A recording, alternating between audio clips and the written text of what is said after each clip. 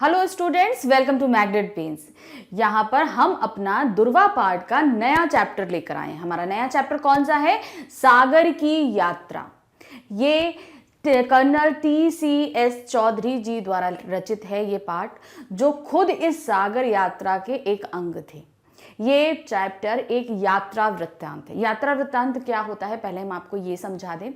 यात्रा वृत्तांत मतलब कि जब हम कहीं यात्रा करते हैं, ठीक है, हम कहीं पे भी यात्रा जा रहे हैं, मान लीजिए हम लोग सब लोग मसूरी चलते हैं, तो मसूरी जाने वाले रास्ते में जहाँ से यात्रा शुरू हुई, रास्ते में आने वाली सारी चीज़ें, कौन से पहाड़, कैसी चीज़ें, आप जो चीज़ें आपके दिमाग में बैठती जा रही हैं, आप पूरी यात्रा अच्छे से कर लेते हैं। फिर एंड में आप वापस अपने घर आ जाते हैं। घर आने के बाद उन यादों को आप क्या करते हैं, उस पूरी यात्रा का आप विस्तृत चित्रण करते हैं, मतलब उसको लेखन के माध्यम से पूरा बताते हैं। तब वो क्या बन जाता है, वो लेख हमारा यात्रा वृत्तांत बन जाता है। देखिए, हमने आपको पहले भी एक चीज बताया था कि एक चीज होती है संस्मरण। संस्मरण मतलब अपनी यादों से निकालकर किसी चीज को हम लिखते हैं, तो वो संस्मरण कहलाता है। मगर यात्रा वृत्तांत में भी हम यही करते हैं कि हमने जो यात्रा करी है उसे अपनी यादों से में निकाल के विस्तृत हम उसका वर्णन करते हैं। लेकिन इनमें फर्क ये है कि ये एक यात्रा का वर्णन कर रहे हैं, हम किसी जगह गए हैं, वहां जाने का हम वर्णन कर रहे हैं, इसलिए ये यात्रा वृत्तांत कहलाता है। और संस्मरण में क्या होता है, हम अपनी कुछ यादों को लिखते हैं। वो सीरियल वाइज नहीं होती, कभी हम बचपन की लिख देते हैं, कभी हम बड़े हो गए वहां की लिख दी, कभी स्कूल की लिख दी, कभी कॉलेज की लिख दी। कोई भी चीज हम ऐसी निकाल के, या हमारे साथ कोई घटना घटित हुई हो हमारे जैसे उसमें, तो हमने उसे लिखा हो, तो वो भी हमारा तब संस्मरण में आता है। लेकिन यात्रा वृत्तांत और संस्मरण में ये फर्क होता है कि यात्रा में हम किसी सफर का विस्तृत वर्णन करते हैं, और संस्मरण में हम अपने जीवन की कुछ यादों को निकाल कर रखते हैं, किसी के सामने लिखते हैं, तो वो जब कोई पढ़ा जाता है तो उस लिखने के बाद वो संस्मरण बन जाता है। ये फर्क होता है, इसलिए इसमें कंफ्यूज नहीं हो जाएगा। ये गद्य की एक विधा है। गद्य जो हम लोग लिखते हैं ना, गद्य और काव्य, जैसे कविताएं काव्य की हैं, और जैसे दोहे हो गए, कविताएं हो गई, चौपाइयां हो गई, छंद हो गए, ये सभी हमारे काव्य की विधाएं हैं। गद्य की विधाएं हमारी क्या है, जैसे अभी हम पढ़ने जा रहे हैं, यात्रा वृत्तांत है, संस्मरण है, कहानी है, एकांकी है। एकांकी मतलब जो हम नाटक खेलते हैं, ठीक है, जैसे हमने नाटक पढ़ा था अभी पहले पार्ट, तो वो नाटक हमारा क्या था, वो एकांकी था। एकांकी मतलब कोई एक प्ले खेला जा सकता है किसी पे संवादों के साथ, तो वो एकांकी कहलाता है। तो ये गद्य की विधाएं हैं, ध्यान रखिए, ये आगे चल के आपको बहुत ज़्यादा हिंदी में पूछी जाती हैं कि ये किस विधा में लिखा गया है। चलिए हम ये पाठ शुरू करते हैं। हमारा ये पाठ जो है क्या है, ये पाठ शुरू होता है, ये एक नौका के थ्रू जो है, मतलब एक छोटा सा जो जहाज जो है, नाव भी नहीं कहेंगे, नाव से थोड़ा बड़ा जहाज टाइप का, उसमें जो है वो यात्रा करी बहुत सारे लोगों ने, मतलब पृथ्वी का चक्कर लगाया समुद्र के माध्यम से, तो उसका विस्तृत वर्णन है। ध्यान से पढ़िएगा, समझिएगा, क्योंकि इसमें कई सारी आपको डेट्स दी हुई हैं कि कैसे कैसे क्या होता है, जहाज पे किस तरीके से काम होता है, इन सब चीज़ों के बारे में भी वर्णन है। तो ये आपसे क्वेश्चन आंसर्स में पूछे जा सकते हैं, इसलिए बहुत ध्यान से इस पाठ को पढ़ते और समझते चलिएगा। देखिए क्या है, 10 यात्रियों ने एक नौका में दुनिया का चक्कर लगाया था। उस नौका का नाम तृष्णा था। अब देखिए, सबसे इंपॉर्टेंट बात आपको जो याद रखनी है, जो 10 यात्री, पहली बात तो यात्री कितने भारतीय थे, 10 भारतीय थे जिन्होंने दुनिया का चक्कर लगाया, यानी कि पूरी पृथ्वी का चक्कर लगाया पानी से। क्योंकि यहाँ मेंशन नहीं किया है कैसे, नौका से लगाया, तो ऑब्वियसली बात है कि हमने समुद्र के जरिए यात्रा करी है। तो कुछ चीज़ें हमारे सामने होती हैं, कुछ हिडन होती हैं, उनको हमें समझते चलना है। जैसे उन्होंने बोला कि नौका से चक्कर लगाया, तो नौका का मतलब क्या है कि इन्होंने समुद्र माध्यम से ही सारा लगाया। फिर उस नौका का नाम था तृष्णा। यह पहला ऐसा भारतीय अभियान था जो विश्व यात्रा पर निकला था। उसी दल के एक सदस्य के यात्रा वर्णन के कुछ अंश हैं, मतलब उन्होंने ही ये यात्रा वर्णन लिखा है। कौन थे हमारे? TCR Chaudhary, colonel TCR Chaudhary. अब सबसे पहले नौका का जीवन कैसा होता है, ये कई चीज़ों के बारे में आपको बता रहा है। पानी कैसा होता है वहाँ पर, पानी के बारे में, नौका के बारे में, हमारा समय यापन के बारे में। तो ये अलग अलग चीज़ों पर दिया गया है। तो क्या दिया है, नौका पर जीवन कैसा होता है। नौका पर जीवन अति व्यस्त होता है, मतलब हम वहाँ पर बहुत ज़्यादा बिजी रहते हैं, हमारे पास टाइम। लोग बोलते हैं कि वहाँ पे क्या करने के लिए होगा, भाई नौका तो अपने आप चल रही है, उसमें हम क्या करेंगे, लेकिन ऐसा नहीं होता। बहुत सी चीज़ें हमें देखनी पड़ती हैं। हमारे पास स्वचालन की व्यवस्था नहीं थी, जिसको हम जब बोलते हैं ऑटो पायलट, आप लोगों ने नाम सुना होगा ऑटो पायलट। ये ऑटो पायलट आजकल की नौकाओं में बहुत होता है कि अगर समुद्र शांत है तो आपने स्वचालित यंत्र चालू कर दिया, ऑटो पायलट ऑन कर दिया, वो अपने आप चलता रहेगा, हमें ज़्यादा कुछ देखने की ज़रूरत नहीं पड़ती। लेकिन जब मौसम खराब होता है तब क्या करते हैं, तब कैप्टन्स जो हैं वो अपने हाथ में ले लेते हैं। लेकिन जब ये नौका चली थी तब इनके पास ये उपकरण नहीं थे, स्वचालन वाले यानी ऑटो पायलट वाले नहीं थे। हमेशा हर समय जो है इंसानों को ही नाव चलानी पड़ती थी। अतः तृष्णा के चक्के यानी व्हील, आप लोगों ने देखा होगा कि नाव को चलाने के लिए भी एक व्हील होता है। कैसा रहता है ये, ऐसा करके ऐसे व्हील रहता है ना, ऐसे ऐसे करके, उसमें ऐसे करके ऐसे व्हील रहता है ना, जिसे जो है कैप्टन पकड़ के चलाते रहते हैं। तो हर व्हील का अपना एक अलग अलग चीज़ होती है। ये मत सोचिएगा कि ये जो ऐसे करके होता है ये खाली एक दिखाने के लिए, नहीं, इन सब का भी अपने अपनी दिशाओं में अलग अलग मतलब होता है।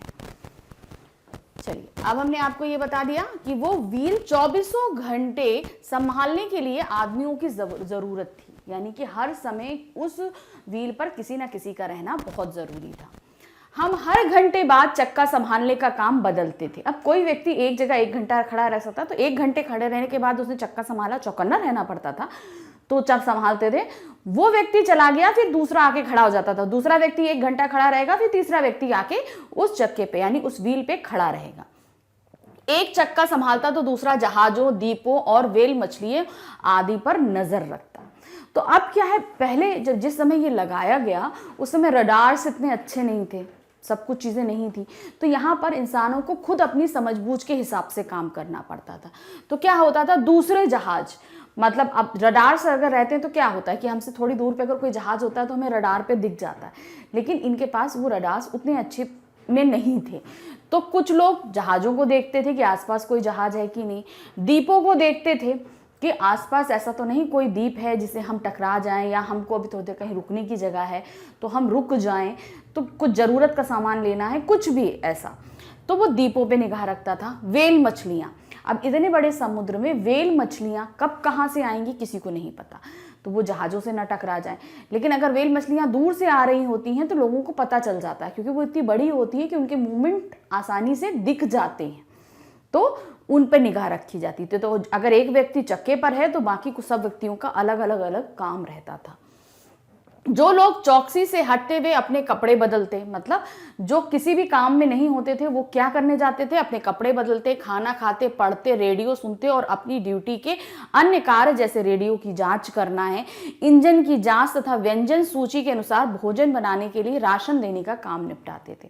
तो हर व्यक्ति को अलग अलग काम सौंपा गया था कि जैसे आपको अगर किसी चौकसी का काम नहीं दिया है, चौकसी का काम मतलब निगरानी रखना आसपास नहीं है, तो वह व्यक्ति रिलीफ हो जाता था अपनी ड्यूटी से। रिलीफ होने के बाद क्या करता था, भाई कपड़े बदलेगा, नहाएगा, धोएगा, खाएगा, पिएगा, थोड़े दिन अपने आप को भी रिलैक्स करेगा। तो उस रिलैक्स करने के लिए वो रेडियो सुन सकता है, कुछ भी गाने सुन सकता है जो उस मनोरंजन के लिए वो टाइम उसमें। फिर उसके बाद कुछ काम रहते थे, जैसे रेडियो का मतलब यहाँ पर हमने एक तो गाना सुनने के लिए रेडियो किया, और दूसरा रेडियो की जांच करने का मतलब जो हमारा इंटरेक्शन का एक साधन रहता था, जो ज़मीन पर लोग हैं उनसे इंटरेक्शन का साधन किससे हमारा बनता था कि हम उनसे बात करने का साधन होता था हमारा रेडियो। उसकी जांच करना कि उसमें कहीं कोई खराबी तो नहीं आ रही है, कुछ नहीं है। इंजन की जांच करना, इंजन में कोई खराबी तो नहीं आ रही, अगर आ रही है तो उसको मरम्मत कराना, ये सब चीज़ें काम जो चौकसी से हटते थे उनको करना होता था। एक सदस्य माँ की भूमिका यानी मदर वॉच निभाता था।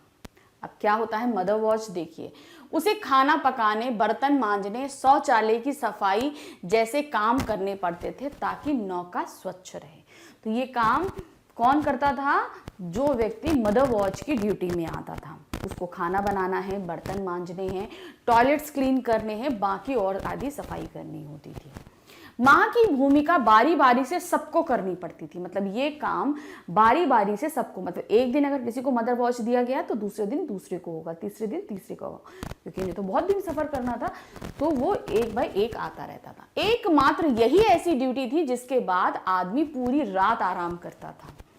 तो बाकी लोग क्या होते थे, वो पूरी रात आराम नहीं करते थे। उनकी ड्यूटी, जैसे वो जाके 3 घंटा सो गए, उसके बाद उनकी ड्यूटी लग जाती थी, ड्यूटी करनी है, फिर दूसरा व्यक्ति सोएगा। लेकिन मदर वॉच की ड्यूटी क्या होती थी, उसके बाद व्यक्ति को पूरी रात सोने के लिए मिलता था।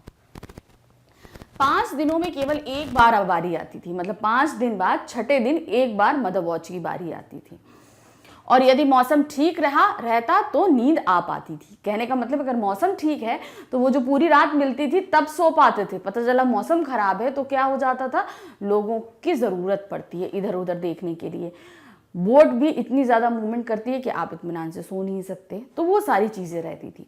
इस कठिन दिनचर्या के कारण शतरंज खेलने के लिए या किसी और मनोरंजन के लिए समय ही नहीं मिलता था, और ना ही बोरियत के लिए वक्त मिलता था। यानी कि इतना सब करने के बाद भी लोगों को जो है कोई बोर नहीं होता था, कोई भी बोर नहीं होता था। और दूसरी चीज़, वहाँ पर आपको समय नहीं मिलता था कि आप मनोरंजन के कुछ एक्स्ट्रा काम कर सकें, जैसे शतरंज खेलना है या कुछ और भी जो आपको पसंद हो। दिन में एक बार हम नौका पर खुशी का घंटा बजाते थे, खुशी का दिन में एक बार बजता था। अभियान दल के सभी सदस्य 16 बजे कितना हमारा होता है आपका 4 बजे डेक पर आ जाते और 1 घंटा मिलजुल कर बिताते। मदर वॉच अधिकारी सबके लिए उनकी इच्छा अनुसार चाय कॉफी बनाता या शीतल पेय देता, वह कुछ नाश्ता भी बनाता। तो वो समय ऐसा होता था कि सभी रिलैक्स होते थे थोड़ा सा, तो वो 1 घंटा होता था कि हाँ ये चाय कॉफी वगैरह पीजिए, थोड़ा सा रिलैक्स होके बैठिए, ये समय रहता था। अब क्या है, पानी की समस्या। अभी तो नौका का जीवन कैसा था, कितना व्यस्तता भरा था वो बताया। अब पानी, देखिए कहने की पानी की समस्या, हम पानी के बीच में हैं, मतलब हम नौका से अगर ट्रैवल कर रहे हैं, अगर नाव से या जहाज से कर रहे हैं तो हम पानी के बीच में हैं, ये हम सभी जानते हैं। लेकिन समुद्र का पानी लायक नहीं होता, कहने का मतलब हम पानी पी नहीं सकते। और अब देखिए उससे और क्या चीज़ें नहीं हो सकती कि अगर कभी हम सोच लें नहा लें तो वो नहाने का काम भी नहीं हो सकता है। कैसे, चलिए देखते हैं।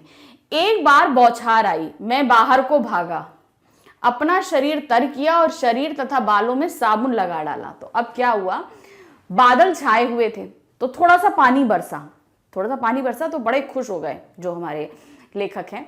उन्होंने क्या किया, वो अंदर गए जल्दी से। अब एक बार बाहर बारिश आई, उन्होंने अपने आप को भिगो लिया। अब भिगोने के बाद इन्होंने क्या किया, बढ़िया से साबुन अपने शरीर में और बालों पर लगा लिया। आकाश में बादल जमकर छाए थे और मुझे विश्वास था कि कुछ देर में पानी बरसेगा।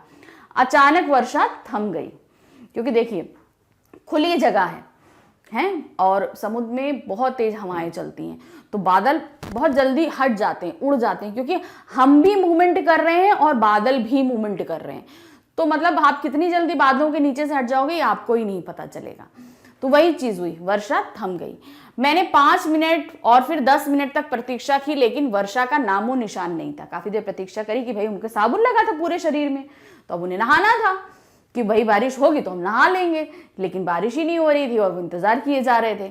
साबुन की चिपचिपाहट और ठंडक के कारण समुद्री पानी से नहाने का फैसला किया। अब बाहर डेक पे खड़े हुए हैं, साबुन लगा हुआ है, अब साबुन हवा से सूखने लगेगा ना तो चिपचिप होने लगता है, तो वो चिपचिपाहट हो रही थी और हवा चल रही थी तो उससे ठंड भी लग रही थी क्योंकि बदन गीला था। यह सबसे गलत काम था। उन्होंने क्या फैसला किया कि हम समुद्र के पानी से नहा लेते हैं, मगर यह सबसे गलत फैसला था। क्या हुआ, गंदगी, साबुन और समुद्री जल ने मेरे शरीर पर एक मोटी चिपचिपी और खुजलाहट वाली परत जमा दी।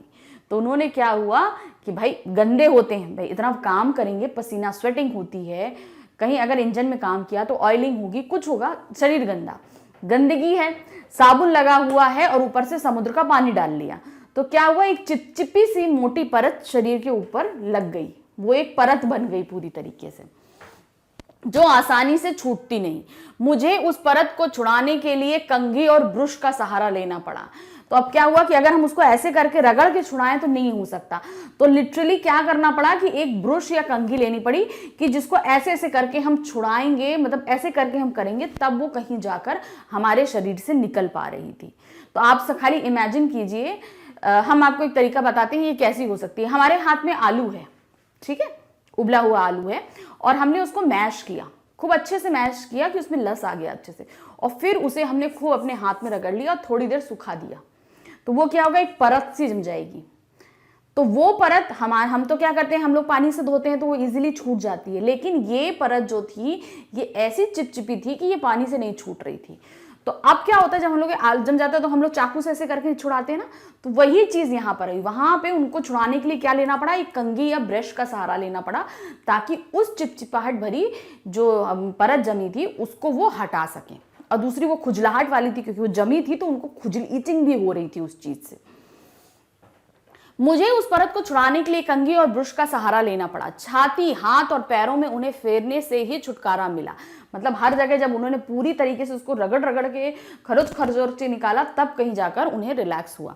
नैतिक शिक्षा यही है कि जब नौका पर स्नान करना हो तो अपने पास पर्याप्त पानी रखो या विशेष समुद्री जल साबुन का प्रयोग करो। तो अब यहाँ पे देखिए क्या है, अगर आपको समुद्र के बीच में नहाना है तो आप पर्याप्त रूप में पानी का इंतजाम रखिए, और अगर आपके पास पानी नहीं है तो समुद्र यानी खारे पानी से में भी नहाने के लिए एक साबुन अलग से आता है, आपको वो साथ में लेके चलना चाहिए, वो लगाइए और फिर समुद्र के पानी से नहा लीजिए, तो वो अलग है। हम लोग जो नॉर्मल साबुन यूज करते हैं वो समुद्री जल के साथ रिएक्ट अच्छे से नहीं करेगा, उसको कभी भी इस्तेमाल नहीं करना। विशेष समुद्री जल साबुन का प्रयोग करो। समुद्री जल में साधारण साबुन का उपयोग बिल्कुल मत करो। क्यों? क्योंकि वो ऐसे रिएक्ट करेगा कि उनके पूरे शरीर पर एक परत सी जम गई थी। नौका पर पहनने के लिए केवल 2 जोड़ी कपड़े थे, मतलब सबको सामान कम लाने के लिए बोला गया था, तो सबके पास 2 जोड़ी कपड़े थे होने के कारण उन्हें बार बार धोना पड़ता था। नौका पर कपड़े सुखाने के लिए हमने चारों ओर एक तार बांधा था, मतलब नौका के चारों तरफ, जिसमें हम क्लिप लगाकर कपड़े सुखाते थे। वो क्लिप्स आती है ना कपड़े में, तो वो क्लिप्स लगा लेते थे और फिर कपड़ों को सुखाते थे। तेज हवाओं के कारण अथवा पाल की रस्सियां बांधते समय कभी कभी कपड़े गायब भी हो जाते थे। कभी कभी इतनी तेज हवाएं चलती थी कि वो क्लिप सहित उड़ जाती थी, या हम लोग पाल बांध रहे हैं तो उसमें उलझ के वो कपड़े खिंच गए और वो उड़ जाते थे। अब ये तो उन्होंने बताया पानी की समस्या ऐसी ऐसी थी, ये चीजें सहनी पड़ती थी। अब आता है तूफानों का सामना। भाई हम समुद्र में हैं और समुद्र में बहुत तूफान आते हैं, मतलब जमीन से 4 गुना ज्यादा तूफान कहाँ आते हैं, समुद्रों में आते हैं। तो अब जब हम समुद्र में ट्रेवल कर रहे हैं तो बहुत सारे तूफानों का भी हमें सामना करना पड़ेगा। तो देखिए, हम सब इस अभियान के खतरों को जानते थे। हमें यह भी ज्ञात था कि शायद हम कभी वापस न लौट सकें। तो मतलब खुद वो लोग सब एक नाविक थे, तो वो जानते थे कि यहाँ समुद्र में ट्रैवल करने से क्या क्या चीजें हमें नुकसान, मतलब हमें सामना करना पड़ेगा। हो सकता है हम किसी समुद्र में फंस जाए, हमारी नाव डूब जाए और हम सब कभी भी वापस घर ना लौटें।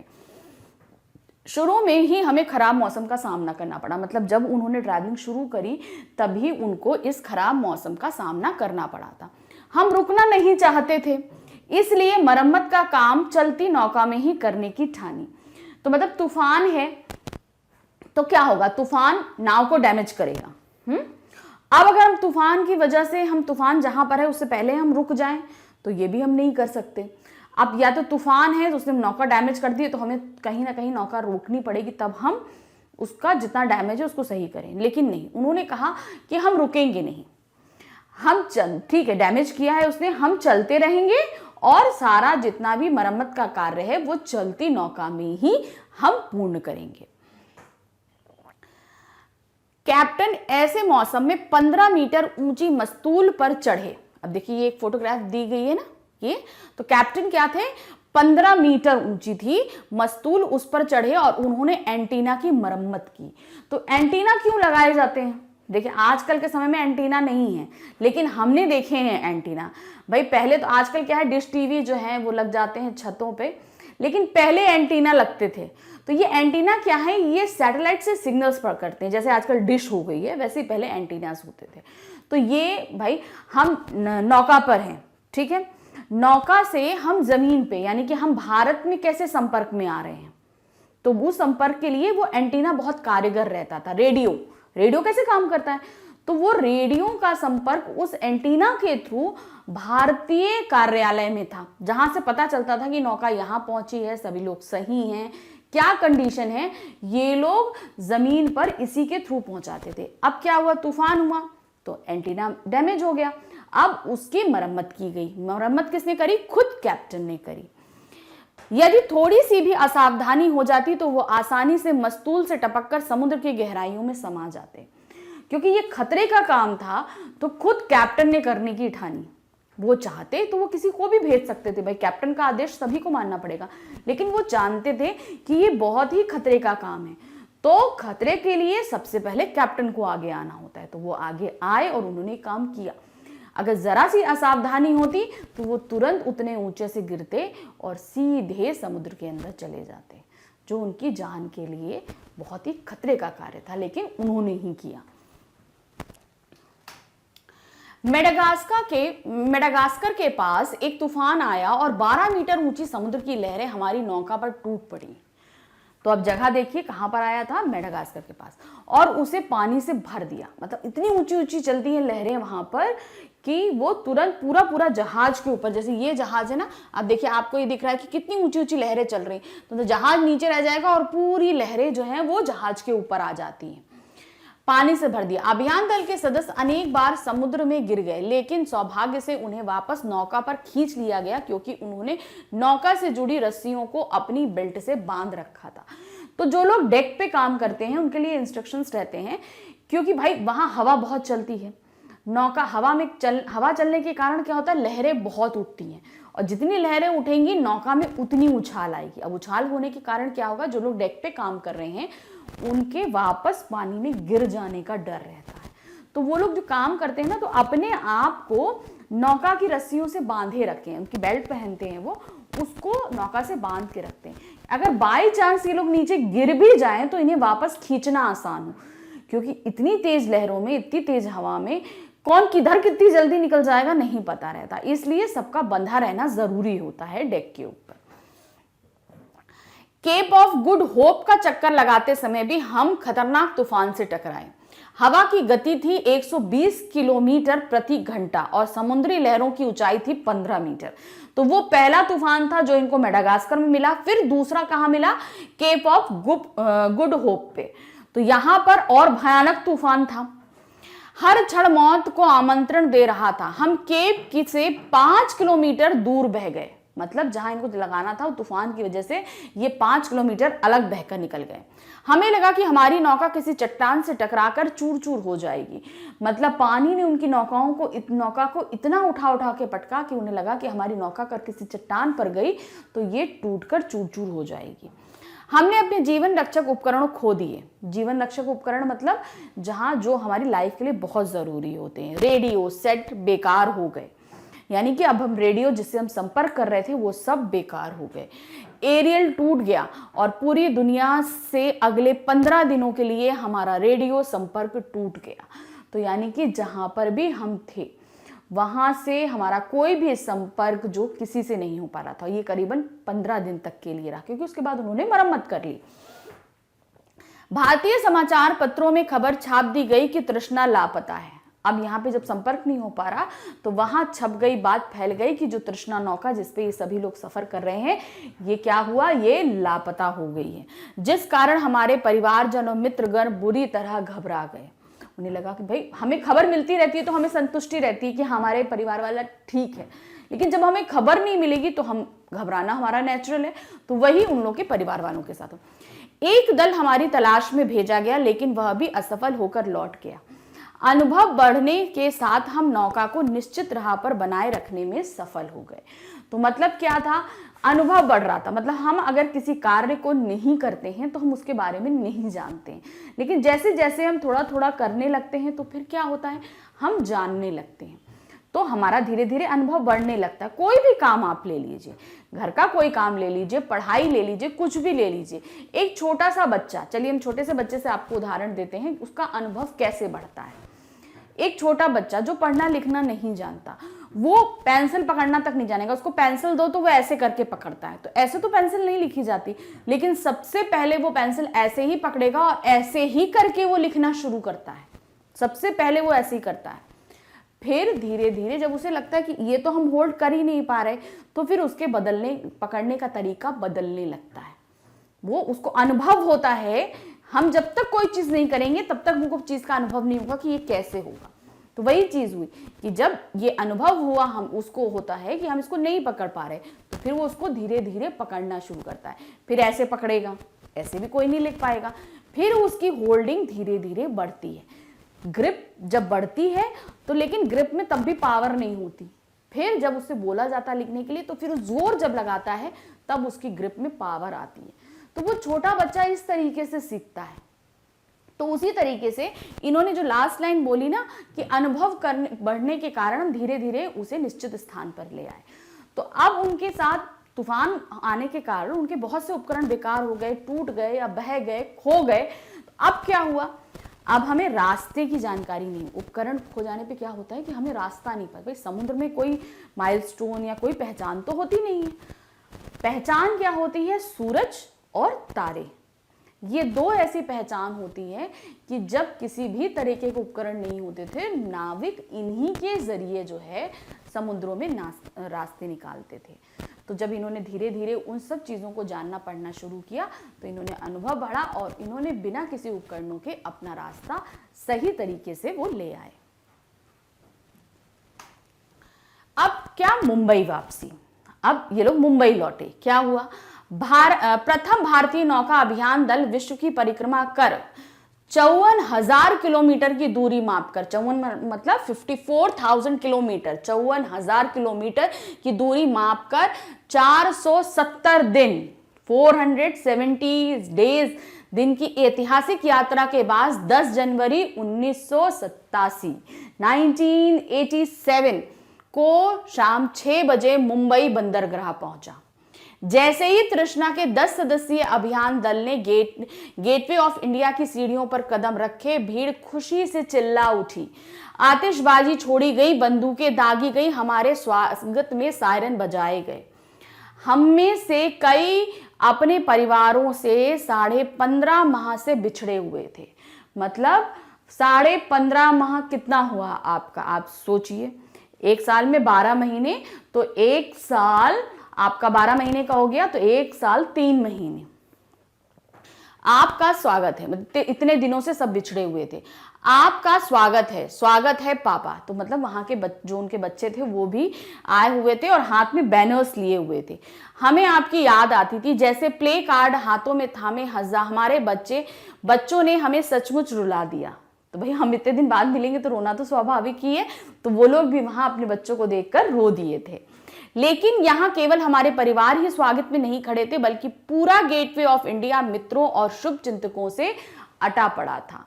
मतलब हमारे परिवार वाले तो हमें लेने आए थे, मगर बहुत सारी आम जनता भी थी जो वहां पर मौजूद थी और हमें यहां पर लेने के लिए आई थी। तो फिर 10 जनवरी 1987 को तृष्णा पर फर्स्ट डे कवर हुआ। फर्स्ट डे मतलब हमारा लौटने का पहला दिन कवर किया गया और स्मारक टिकट भी जारी किया गया। वहां पर उस स्मारक के साथ इन लोगों की फोटोग्राफ का एक टिकट भी जारी किया गया। उसके बाद तृष्णा को खींचकर पानी से बाहर निकाला गया। मतलब हम सब आ गए, फिर तृष्णा जो नौका थी उसको पानी से खींच के बाहर निकाला गया और रेल के 2 वैगनों पर लादा गया ताकि गणतंत्र दिवस परेड में उसे शामिल किया जा सके।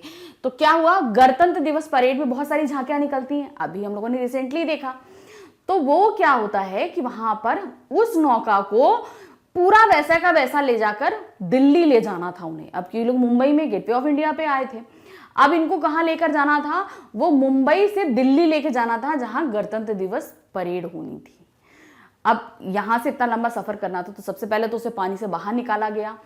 रेलगाड़ी के 2 वैगन मतलब जो मालगाड़ी होती है ना, उसके ऊपर उसके 2 डिब्बों के बराबर का खाली जगह वाला एक प्लेटफॉर्म रहता है, उसके ऊपर उस नाव को रखा गया और मुंबई से दिल्ली ले जाया गया।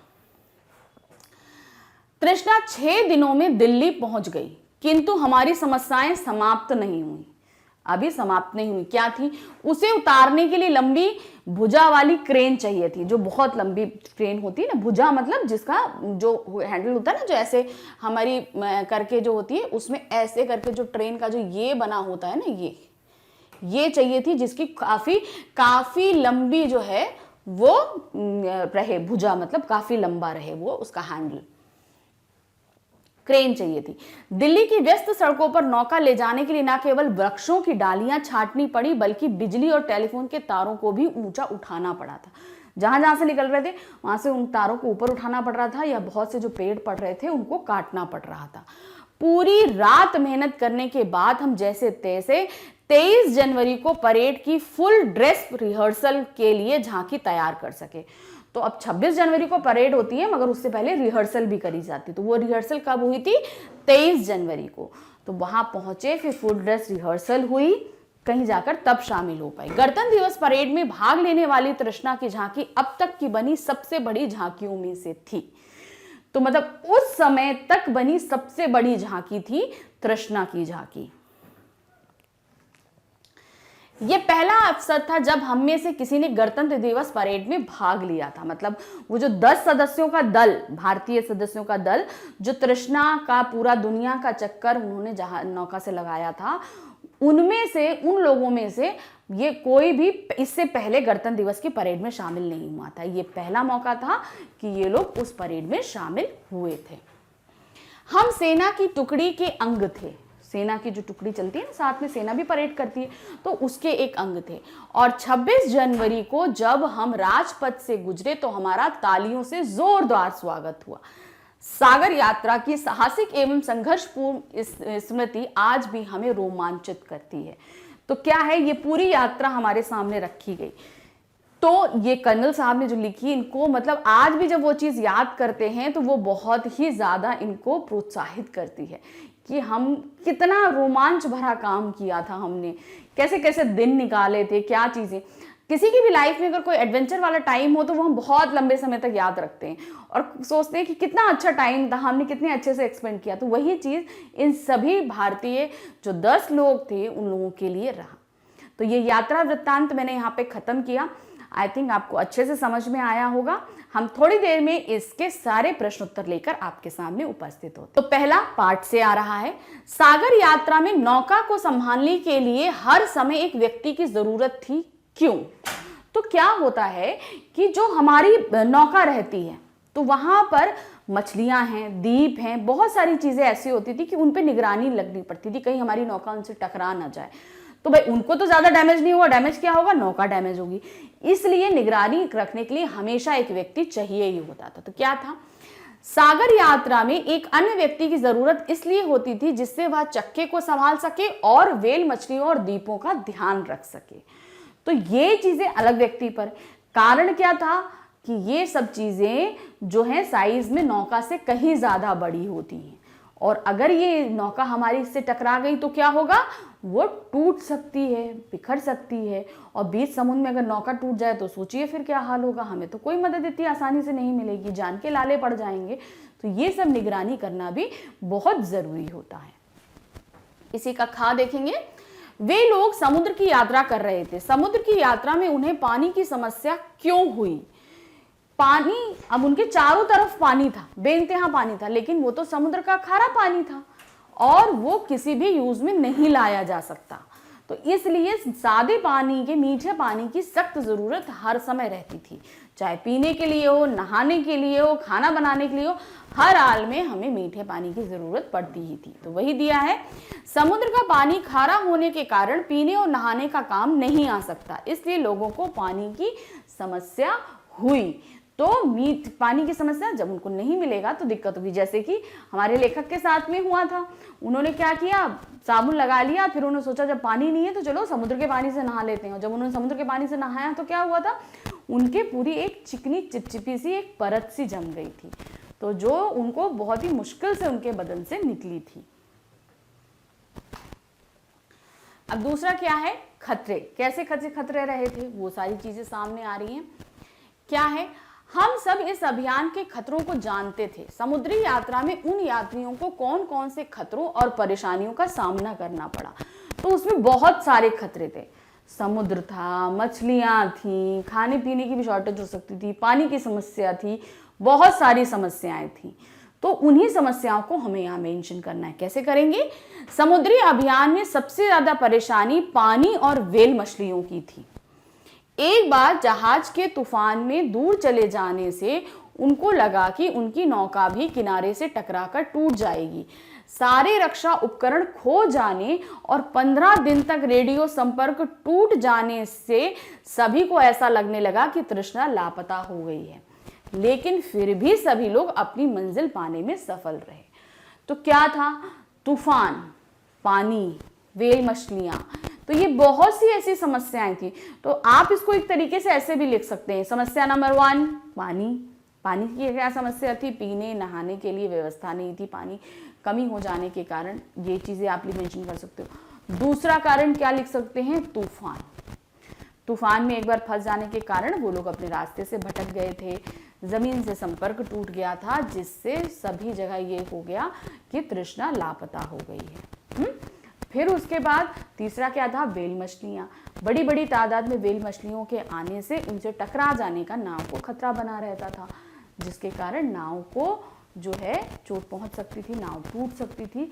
इसलिए ये 3 सबसे बड़े कारण जो परेशानियां थी वो थी समुद्र के अंदर।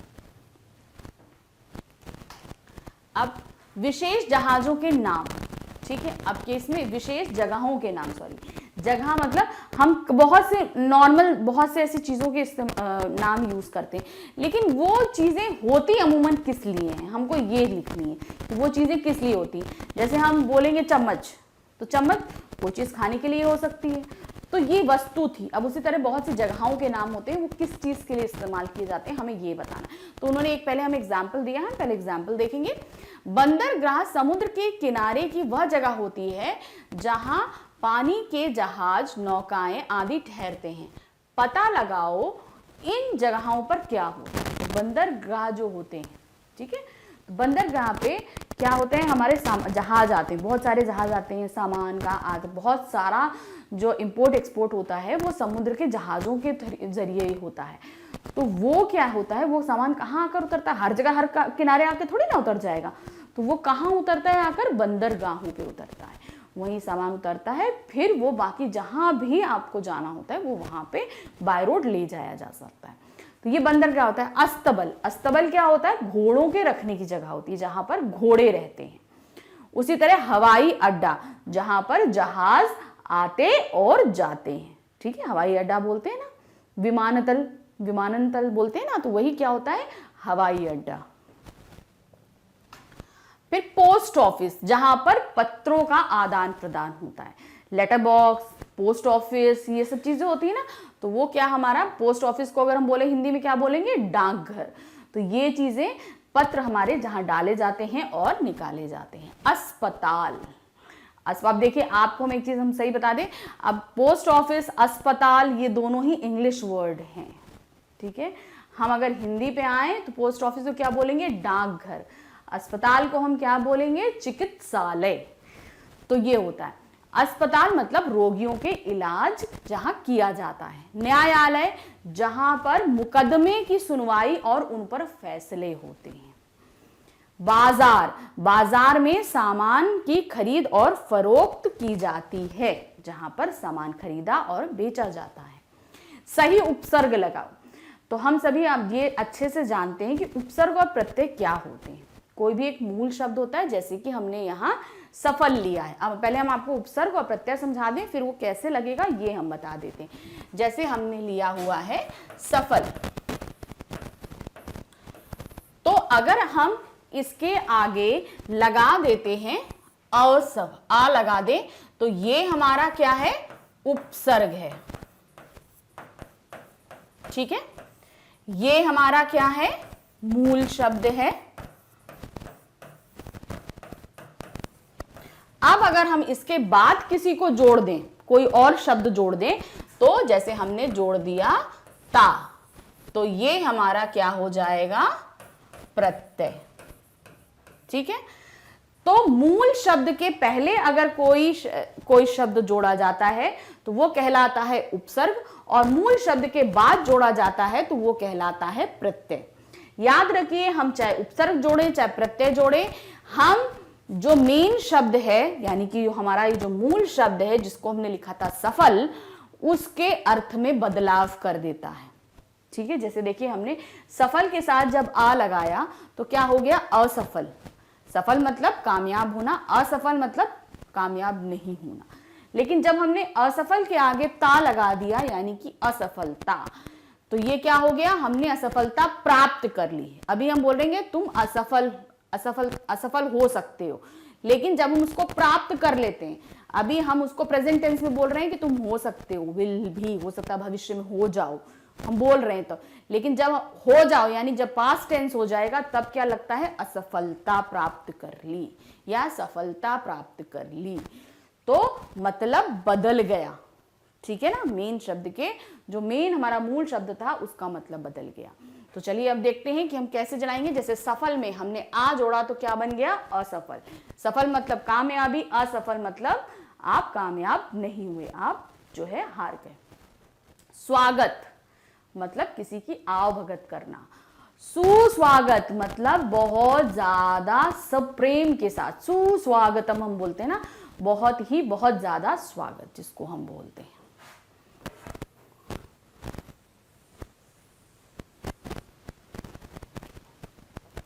फिर क्या है, विश्वास। तो विश्वास के आगे हमने क्या लगा दिया, आ, तो क्या हो गया, अविश्वास। कन्या, उसके आगे सु लगाया तो क्या हो गया, सुकन्या। पुत्र, सुपुत्र।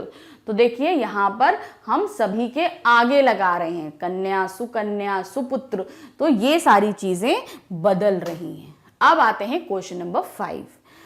में, ने, को, का, के लिए, से, पर तालिका में से सही शब्द चुनकर रिक्त स्थानों में भरो। तो ये जितने भी शब्द दिए गए हैं, आपको पता है ये सब क्या कहलाते हैं, आप सभी ने पढ़े हुए हैं पहले, ये सभी कहलाते हैं हमारे कारक। ये हमारे कहलाते हैं कारक, जो वाक्यों में जोड़कर एक वाक्य का दूसरे वाक्य से संबंध स्थापित करते हैं। मतलब एक शब्द का दूसरे शब्द से संबंध स्थापित करते हैं, कभी कभी वाक्यों का भी संबंध स्थापित करते हैं।